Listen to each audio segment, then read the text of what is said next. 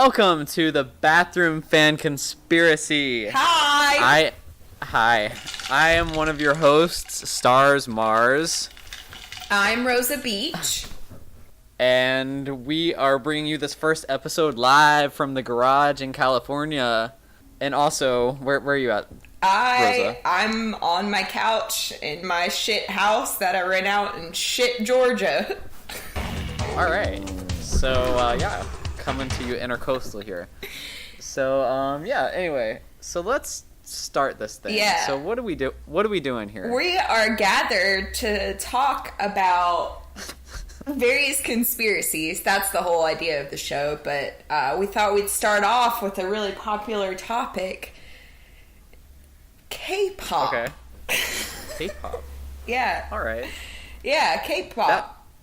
That's a pretty heavy topic, I feel like, because there's a lot going on in the K-pop world. I feel like there's a lot going on, too. I mean, but I know you're more familiar with it than I am. I definitely am. I like K-pop. Before we get into that, though, I wanted to ask you, I guess I wanted to bring up to our viewers, how did we get our name? What's going on with the Bathroom Fan Conspiracy? What is that about? Okay, yeah, I was wondering when we would tell our listeners what that even means. Well, yeah. So we used to spend a lot of time in the bathroom back in the day at your parents' house when you used to live here in Georgia. And like we were both on the toilet at the same time. Right? Yeah, but the toilet lid was closed.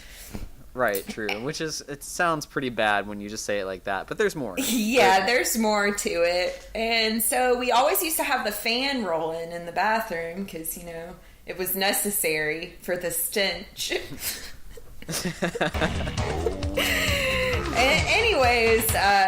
So we used to have really profound talks in the bathroom. We used to talk about all kinds of conspiracies, all kinds of everything. So, yep. How long did that go on for? Years. Yeah, years. Yeah, years and we years. did this for years, in the same little bathroom, in the same little toilet, with the same little and years fan. and years. Yes, with the same bathroom fan, and I think this is why we got the name the Bathroom Fan Conspiracy. Yeah, and I mean, the bathroom fan itself is a conspiracy if you think about it. I don't know if you've ever sat there with the fan running and heard the music. Now, you're asking the listeners, not me, because I have definitely heard the music. Exactly. So if you're out there, maybe you're already listening in the bathroom, turn that fan on and zone out. Turn the fan on. Yeah. Okay, so speaking of that, I'm trying to get back in the spirit. I have a visualizer going right now. I have the mic playing. I'm listening to you. We're talking about conspiracies. It's bringing me back to the Bathroom Fan Conspiracy sessions that we used to have. Hell yeah. And yeah, it's great. We did spend hours and hours and hours of our life just on that toilet, listening to that fan, smoking the ganja. But that's another topic, I think. Yeah, that'll probably be an episode within itself. That's its whole other thing. Yeah, but the bathroom fan itself, you're so right. You just listen to that fan, and this is the craziest thing. And it's like you were just saying to the listeners, if you've never tried this, you have to do it. Turn on the bathroom fan. Get in, just zone out for a little bit. Maybe, put on, I don't know, some incense or something like that. I don't know. Get in the mood. Get your head in the game. Get your head in the game. And I swear to God, you will start hearing the most beautiful, crisp music in your head. And it just kind of, comes out of nowhere. It really does. Speaking of beautiful, crisp music, let's get into our topic, K-pop. Can we even mention any crisper music? I don't think so. I mean, classical. we can, but I was just trying to segue into our topic.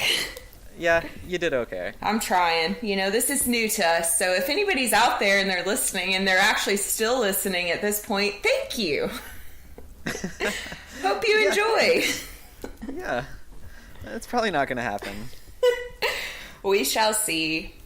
But yeah, anyway, so about K-pop, was there something in particular you were thinking of about K-pop? Okay, so my biggest thing when thinking about K-pop and thinking about how weird and conspiracy based we can get with the topic, my thing is when I see it and hear it and look at it, well, I guess seeing and looking, anyways, So the weird thing to me is it basically mimics American culture, and then it's like selling it back to us in America. Oh man. And that's just Yeah. like, what? Yeah, it is weird, isn't it? Yeah, it's like really crazy. I mean, I'm not like dogging on it being really good. Like, they are doing a phenomenal job at what they're doing. Oh yeah. But yeah, because it's good.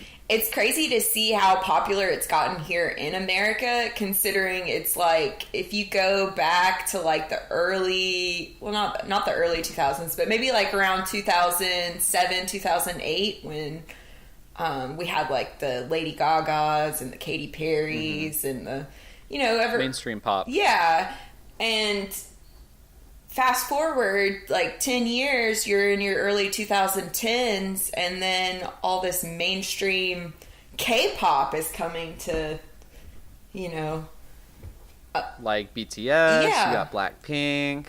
I mean, those are the two big ones. There are other ones. There's NCT. There are a few others that are touring the U.S. And it's like, seriously, I think like 2019 already, we've probably had maybe like 10 artists come from Korea and start touring the U.S., which is nuts. Like, that's never happened before. I know, it's insane. It's like an Eastern invasion.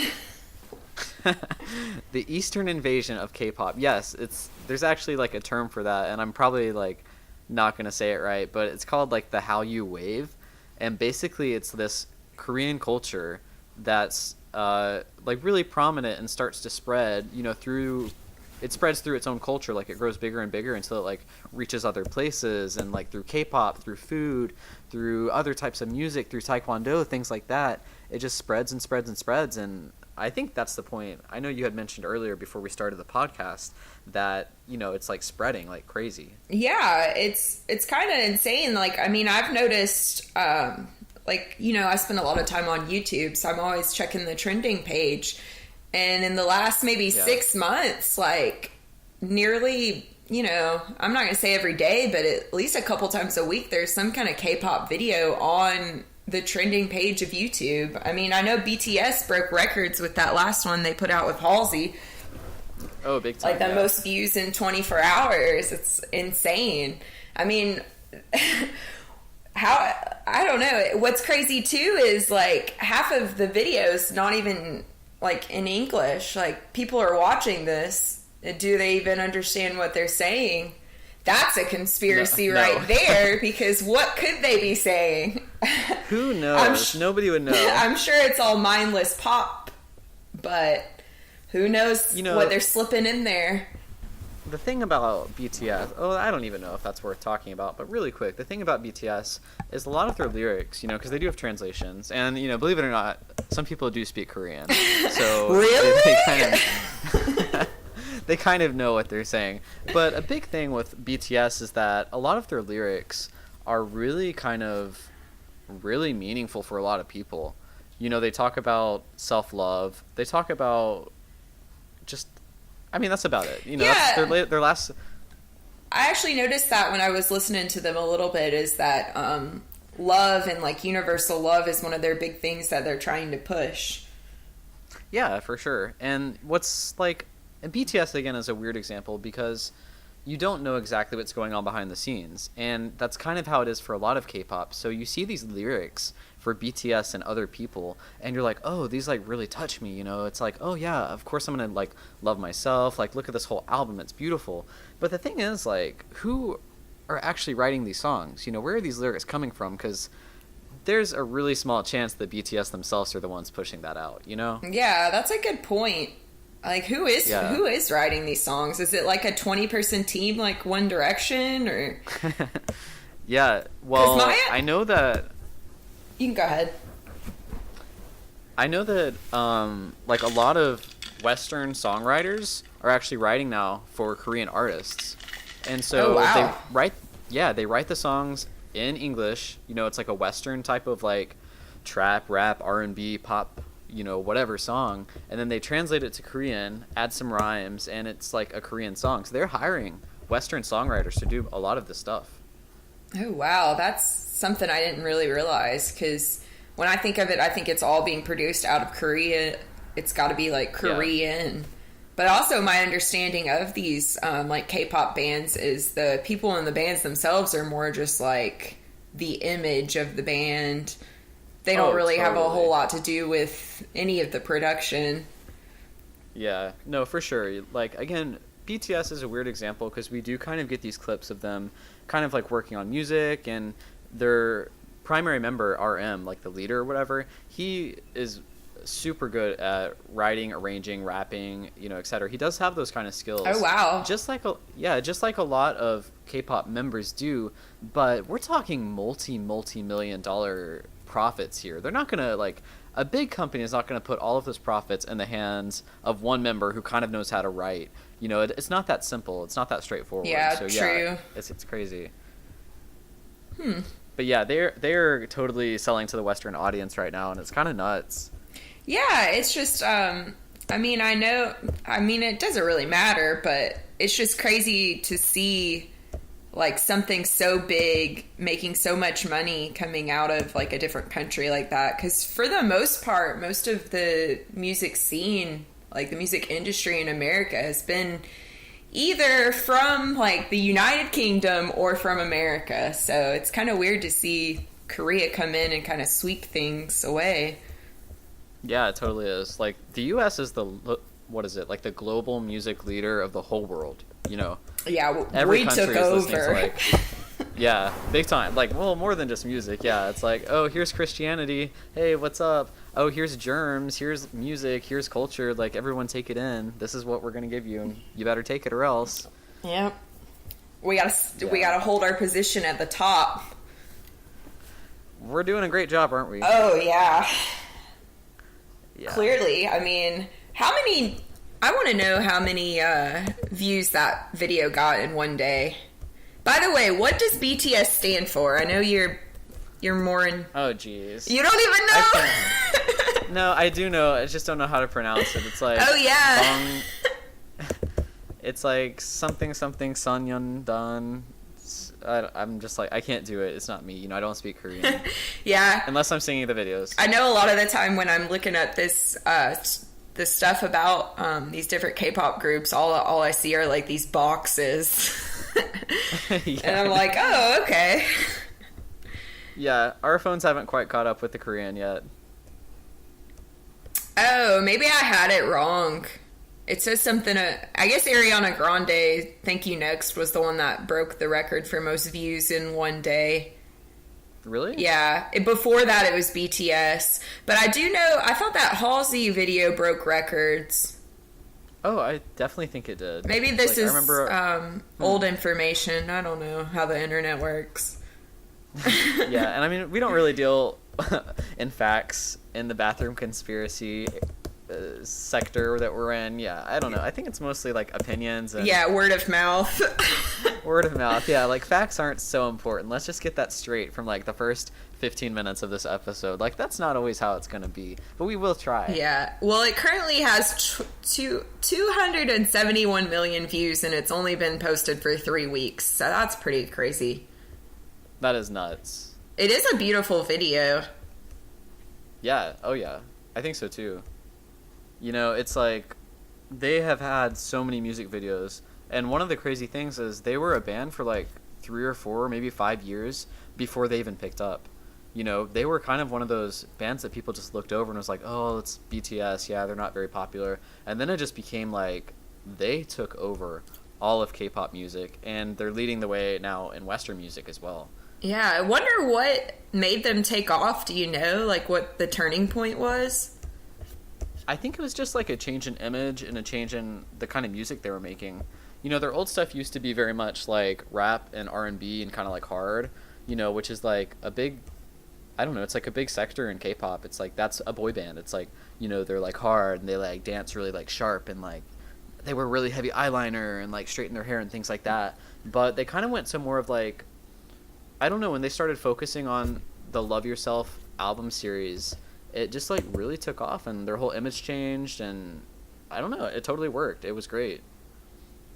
Yeah, I noticed that when I was kind of looking at K-pop groups, is they really do have like a huge like hip hop kind of like, you know, I would even say like black culture that they're like taking from. It's kind of crazy to see like Korea like rapping. That's like the last thing I would think out of them, but it seems really popular within K-pop right now, which is... Yeah, I mean, you call it black culture, but I mean, it's not... I mean, I get what you're saying, yeah. But like, in the US, yeah, it might be like R&B and hip-hop was totally about like, you know, it's an expression of black culture. I don't think that was like, you know, there were no dudes in the 50s who were like white rapping, you know, that was kind of more of a modern type of thing. Yeah, but in other parts of the world, it still was like... I mean, people make music in different parts of the world, like, all on their own as well.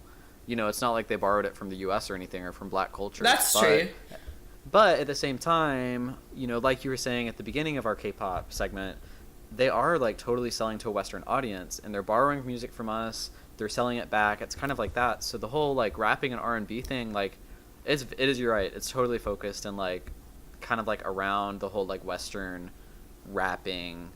You know, like, I totally get that. I agree, but unexpected, but I like it. You know, I think it works really well. Yeah, I mean, I like it too. What I've seen, when I saw, what was it, Blackpink. I am so into some Blackpink. It reminds me of like old school Lady Gaga. Like, we are getting down.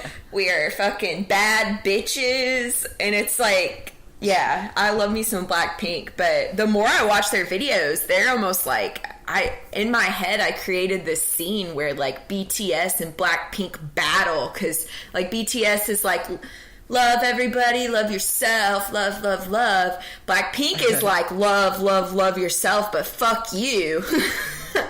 I don't know if that's the vibes you get from it, but that's what I got. I was like, wow, they need to have like a brawl on stage or do a tour together. Oh my God, if people are really, like, if the people in the suits are really trying to make some money, that's what they need to do. They need to create some kind of like rivalry between BTS and Blackpink.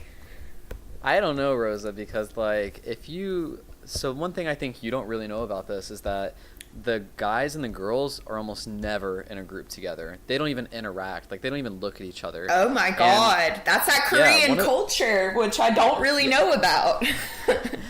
It's one of those things that, like, and this is so weird, is that, you know, the K-pop idols, like the people in the bands, the members, the group members, whatever, they can't date. They can't, like, yeah, I mean, let's start with that. They can't date. Well, yeah, I knew about their contracts are crazy. Basically, when you join one of these groups, you sign away your life, and you're working 24 hours. Oh, for sure. Like, big time.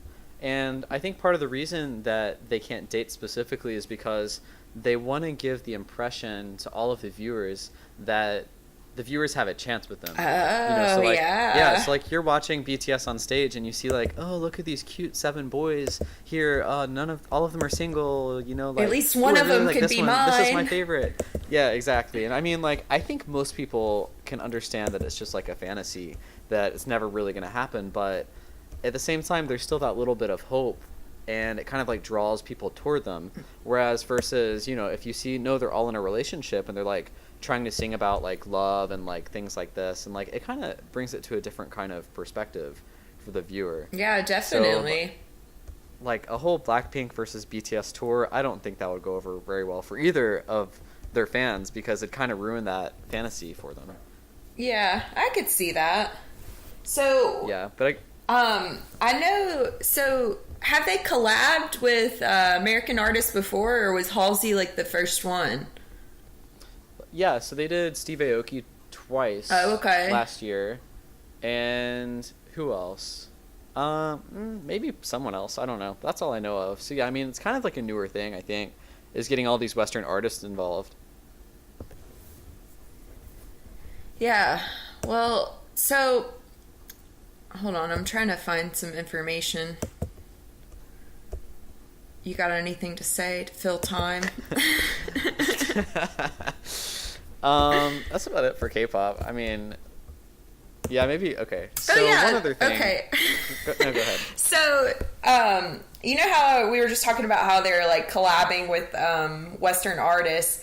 So yeah, one thing I was noticing is like, we're gonna probably start to see this like K-pop bleed back into American music, which is crazy to think because like K-pop is taking influence from American culture, spitting it back at us with their twist on it, and then we're taking it back from them.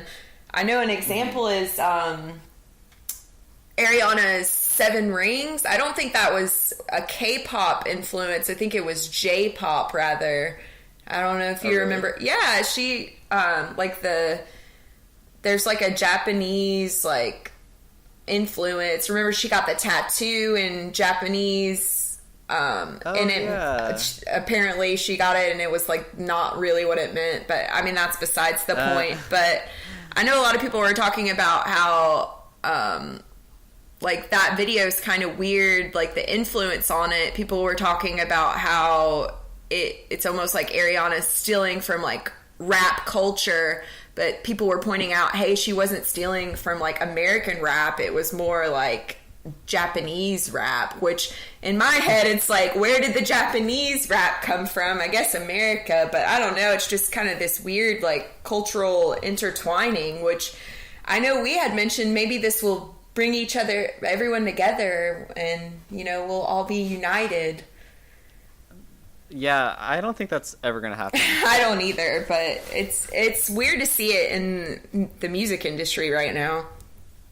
Yeah, for sure. Like, before we get into that, like, the whole, like, J-pop thing, like, I totally get that. You know, like, I don't remember what I've seen exactly, but it seemed like Ariana specifically liked those kind of videos and liked that kind of music, and she was kind of, like, into it. So, as, like, someone who has a huge American audience, the American audience who probably hasn't seen any K-pop or J-pop before, to start using that kind of thing, I think stealing is probably the right word, but I mean, like, I don't know. You know, like, yes, it's like, if you basically recreated, like, a BTS type video or a Blackpink type video as a Western artist, while your whole Western artist has no idea what any of that stuff is, like, yeah, you're going to do really well because it's, like, on a whole other level. Yeah, you know? it's something new for them to see. Yeah. And so I think that's a big draw for a lot of like Western people who are watching K-pop. It's like, oh, we've never seen anything like this. Like, look at these multi-million-dollar videos. Look at these like crazy hairstyles and et cetera, et cetera. You know, it's like, it seriously is just a whole different game, you know, than what the U.S. artists are putting out.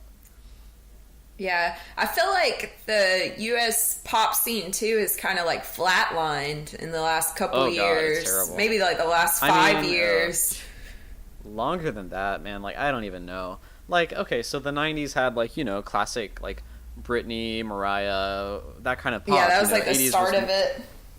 Yeah, well, 80s had, like, Whitney, and then, like, you know, I guess, like, I guess, like, pop really became a thing, I feel like, in the 80s, and we might get crucified for, like, not knowing our pop from whoever's listening, the, like, one or two people who might stumble across this, you know, like, drunk and just, like, don't know. Yeah, leave us a bad review, 1 star. Yeah. Didn't mention anyway. Cyndi Lauper. Well, there you go, Cindy, there's your shout-out. Thank you for watching. I know you're the only one. Like, somehow you stumbled across this. But, you know, like, okay, so 90s had, like, a little bit of pop, which was cool. And then you go to the oh my God, I almost just said OOs. That's not a thing. The 2000s, Can we right? call them the OOs, please? And then we can call them the 10s and the 20s. All right, fine. So the OOs, you know what I'm talking about. They, like, had terrible music. I'm sorry, but that was, like, terrible music. We're talking, like... Yeah, our music was really bad back in the day. There was basically no effort put into the production or anything. It was just like, None. Let's show some skin and throw you out there.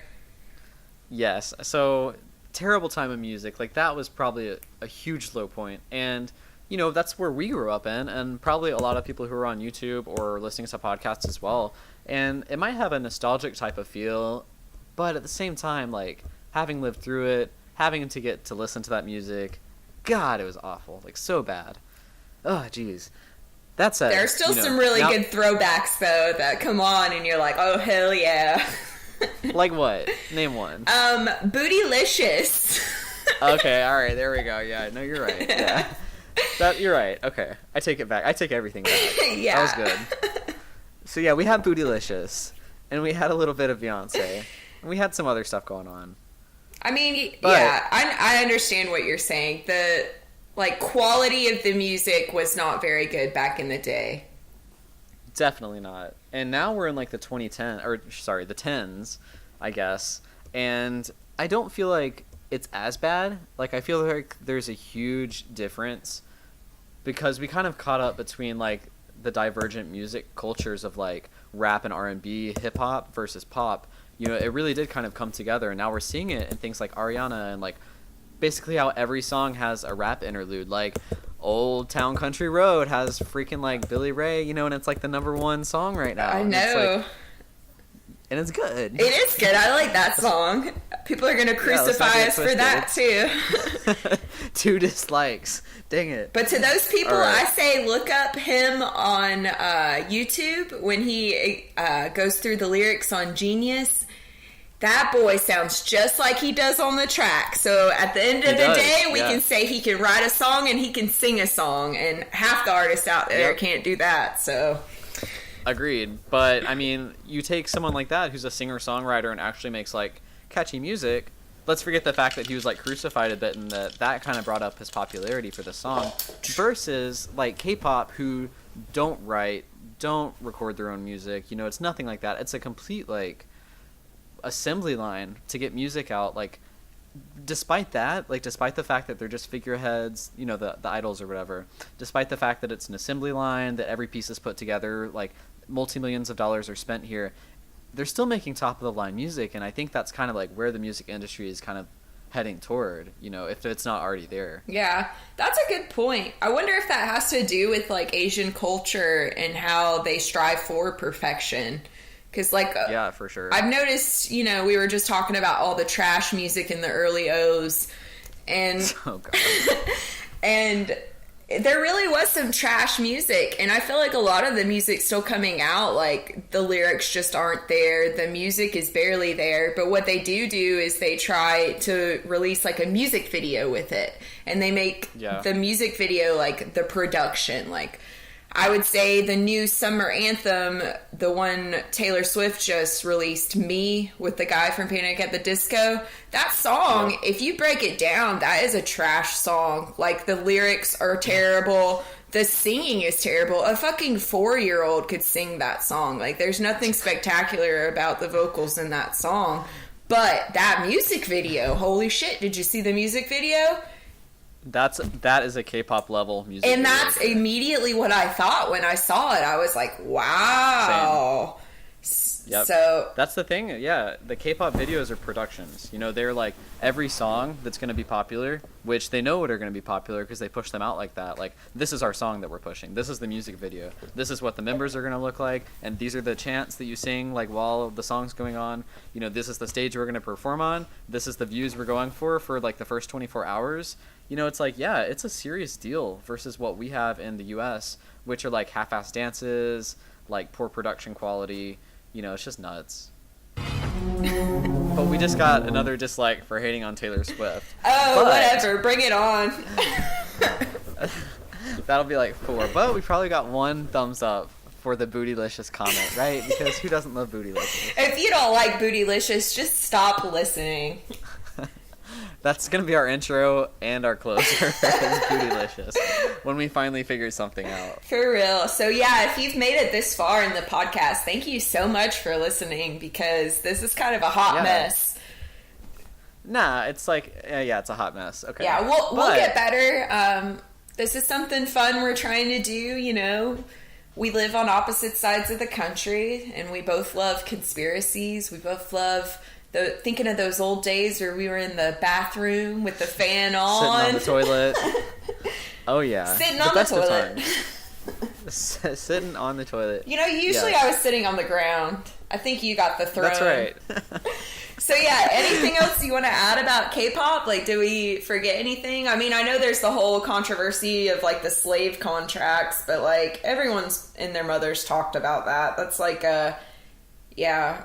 Don't we all sign a contract when we get a job? Yeah.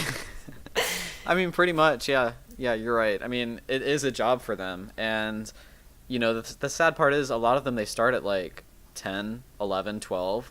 So it's kind of like, it's nuts to think of like signing a contract at that age and like trying to like work your way until you're like 25 just to be successful. It's like you dedicate your whole lives. But yeah, that I think that's it. Yeah, and I do know in other countries, I'm not sure about Korea in specific, but I know labor laws are a lot more lenient. Oh yeah. So maybe that isn't why we see such phenomenal like groups come out in America, because like you could sign a contract here, but you're still like allowed some of your basic rights. And then, oh, I just thought about like who broke their contract. What was that girl group? Who sings Work? Like Fifth Harmony. Remember they broke their contract. Zayn broke his contract. Yep. So I wonder what it takes to break a contract in K-pop. Can you? I don't know. I don't know if you can. I don't know either, but yeah, just I guess that was a last minute thought. Everyone knows about the slave contracts. If you're coming here for conspiracies like that, you're not going to get those. You're going to get new conspiracies here on the bathroom fan conspiracy.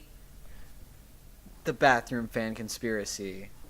Well, I guess we're going to wrap this one up. I'm not sure what we're going to discuss in episode 2, but it's coming. If you made it this... Do we not want to keep going? Wait, what do you mean? Are we done with this episode? Oh, I don't know. Do you have anything else to add? That's what I thought we were trying to, like, kind of wrap it up, but I thought you were done with K-pop, so I didn't know, like, I could go on for hours. How much time do our listeners have? Oh, I mean, you're fine. I don't have to work until later, My slave contract isn't 24 hours. It's more like in increments. Well, I was just going to say, like, you're talking about earlier how we might get, like, brought together by, like, music. Oh, yeah. Like, we might become more of, like, a global type, society. And, like, I can kind of see that happening, like, culture-wise. But when you think about, like, money and monetary, like, that's never going to happen. Because, like, let's think about it for a minute. Like, imagine that for a moment, like, South America. Like, let's take a country like Ecuador or, like, Peru or something like that. Like, Ecuador, for instance, uses the US dollar for all their currency and exchanges and things like that. But it is so devalued to the point that, or maybe that's the wrong phrase, but basically, you can go and, like, rent an apartment for, like, $200 a month.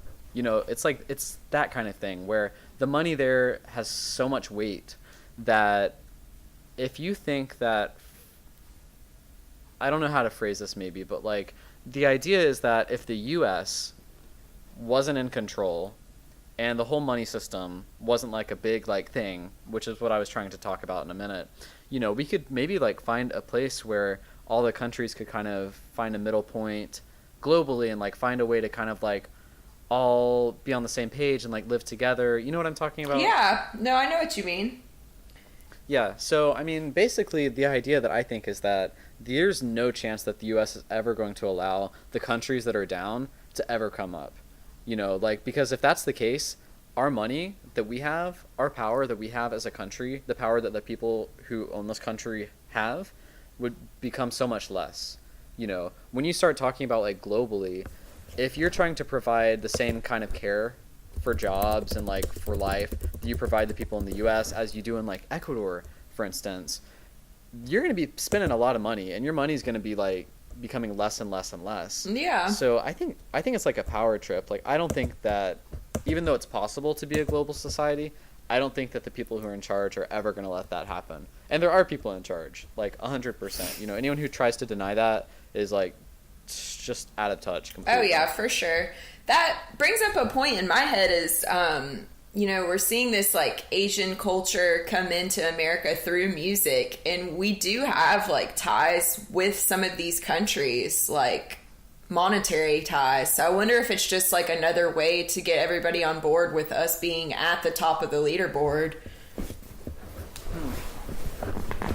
I mean, maybe, just a thought. I don't know. I'm not so sure how much the music industry and actual, like, big money have, in common. But in my head, they kind of are up there together. I mean, more people know about music than they do, say, like, what bills are being passed. Oh, yeah, big time. I mean, I think that like, and again, like we don't really deal in facts here. You know, this is kind of just like from what I understand. It's conspiracy. Conspiracy, the bathroom fan. So, I mean, like, you know, I remember back in the day, I was like really into conspiracies, like big time. And I would do a lot of research on them. And one of the things is like, you never really find like factual information. It's kind of like 1,000 different points, you know, and there's a lot of not only wrong information, but misleading, like half information out there. So you really never know what you're going to get when you go into that kind of like search. And one of the things that I really like, that seemed like kind of like the most important point that never really like people don't talk about, because I think it is that important that if it gets talked about, it gets shut down.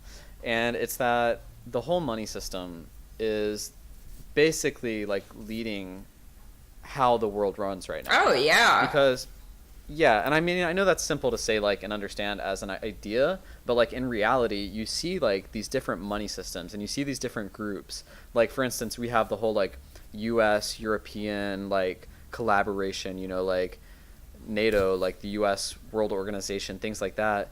Then you start to see like a South American organization start popping up, and it's with all of these countries using a different type of like dollar, for instance. And you see like an Asian type of group that's coming together and using their own type of monetary system. And those are like, that's direct competition for the people in charge who own the money system here. And when we talk about the people who own the US and like own the Europe and like whatever culture that uses the US dollar, that's what we're talking about. It's the people who print this money. It's the people who have all this money. You know, that's where it all comes down to. And you see countries like back in like, I think 2011, like Libya had huge amounts of gold. Like their gold reserves are nuts. Like they were one of the most rich countries like in history, I think. And the leader who had been the leader there had been the leader, I think, for maybe like 30 or 40 years or something like that. And they were just starting to get together an African type of currency and starting to put together like a group, like a coalition of African countries who were going to like rival the US dollar. And what do we see? We see that the leader gets completely like, I guess, assassinated. He gets killed. You know, he starts becoming a criminal, like the bad guy. Like that's what happens. Oh, wow. Yeah. Yeah, I didn't even realize. Yeah, so, you know, I don't know, like the U.S. I mean, I did run by the U.S. dollar. Yeah, I did realize that pretty much our money system is no longer backed by any kind of like anything like gold or silver, or any of the things that it used to be based on, like actual. I mean, I don't know why we put value in those things in the first place, but the dollar is only. It's. I don't know what I'm trying to say. Yeah. I'm trying to say what you said. Yes, I agree. Yeah, I agree too. But yeah, I mean, like, so I don't know. It's just like when we go down to it, the bottom line is the U.S. dollar and the whole monetary system. They're playing like assassins. They're playing like head of the triangle, like top of the triangle, basically.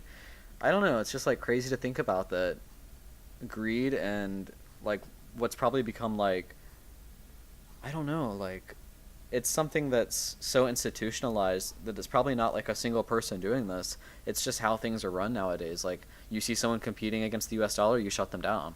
And it's probably nothing personal. It's just how its own entity, like how the money system that we're involved in works. Like, it's almost running itself. It's like a giant behemoth that has like taken its own face, and it's just kind of like running rampant right now, and I don't know how you can ever shut that down. I don't know. That's a good point. Yeah. It's like a machine at this point. It is a machine. That's totally it. Yeah. Yep. So like, what do you do about that? Listen to K-pop and get lost in your fantasy on which of the 7 BTS boys you're gonna run away and get married with. I think that's it. Yeah. I mean, I guess that's it. We're all like on these distractions, and they're kind of like taking us away from the machine. That's the important part.